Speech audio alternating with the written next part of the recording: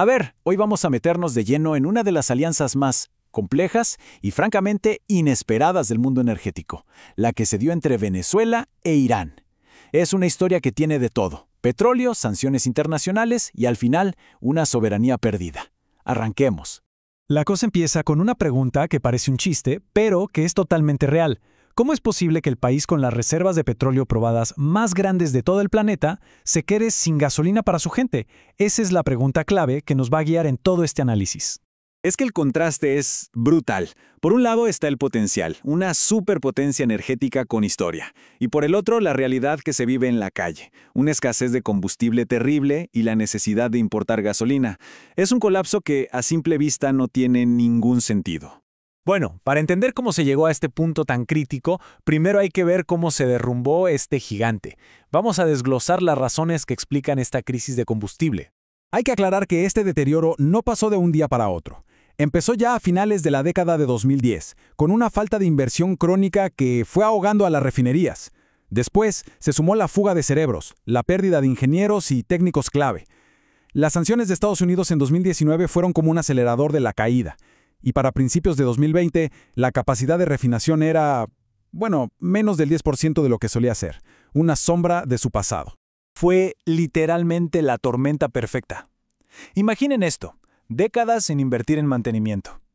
Luego, la paradoja de no poder procesar tu propio crudo, que es muy pesado. A eso se le suma la pérdida de personal calificado. Y para rematar, las sanciones, que cortaron el acceso a repuestos y químicos vitales. Cada problema fue haciendo más grande al anterior. Con su industria prácticamente en ruinas, Venezuela necesitaba una solución desesperada, y la encontró en otro país que también estaba bajo fuertes sanciones internacionales. Es aquí donde entra Irán, como una especie de salvavidas. Y la escala de esa ayuda inicial fue enorme. En mayo de 2020, justo en un momento de escasez crítica, llegaron los primeros barcos con 1,5 millones de barriles de gasolina. Fue una inyección de combustible que llegó cuando el país estaba prácticamente paralizado. Claro, la pregunta es, ¿y cómo se pagó todo eso? Como los dos países estaban bloqueados del sistema financiero global, tuvieron que volver a lo básico, el trueque.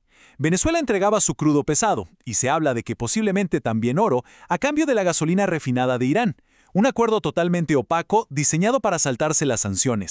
Ahora bien, mover ese combustible de un lado al otro del mundo era una operación de altísimo riesgo. Y esto nos mete en la logística secreta casi de película de espías de un comercio que operaba totalmente al margen de las reglas. Para lograrlo, se usó lo que se conoce como la flota fantasma. Y no son barcos espectrales, sino una red muy real de petroleros, empresas de papel y operadores que usan todo tipo de tácticas de engaño para transportar petróleo sancionado sin que nadie se dé cuenta. Y el método que usan es fascinante. Primero, los barcos se apagan. Desconectan sus sistemas de rastreo para volverse invisibles. Segundo, falsifican todos los papeles para ocultar de dónde viene y a dónde va la carga. Muchas veces, incluso transfieren el petróleo de un barco a otro en alta mar para borrar el rastro. Y todo esto se maneja a través de empresas fantasma en paraísos fiscales. Una operación muy sofisticada. Pero la gran pregunta es, ¿toda esta ayuda resolvió el problema de fondo? Ahora vamos a analizar el impacto real de estas importaciones.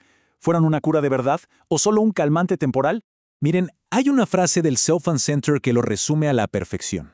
Dice, la gasolina iraní fue un paliativo de emergencia, no una solución técnica o industrial. Y creo que esa frase da en el clavo. Fue un parche para tapar una herida enorme. Si ponemos las cosas en una balanza, se ve muy claro. El alivio inmediato fue obvio. Llegó combustible para la gente, se consolidó una alianza política. Pero los problemas de fondo siguieron ahí. Las refinerías continuaron paradas, no hubo ninguna transferencia de tecnología o conocimiento, y la dependencia de un proveedor extranjero se hizo todavía más grande. Y esto nos lleva al punto final, al precio que se pagó por esta dependencia.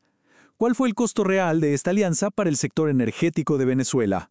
Básicamente, Venezuela perdió 3 cosas clave. Primero, su soberanía energética, es decir, pasó a depender de otro país para tener su propio combustible. Segundo, su capacidad técnica. El colapso industrial y la fuga de cerebros nunca se revirtieron. Y tercero, la transparencia. Toda la cadena de suministro se volvió opaca y de altísimo riesgo. Y así, cerramos con la pregunta que queda flotando en el aire. ¿Valió la pena sacrificar la industria nacional por una alianza política? Es la gran duda que define el dilema de una nación que, sentada sobre un mar de petróleo, terminó esperando barcos de un aliado lejano para poder seguir moviéndose.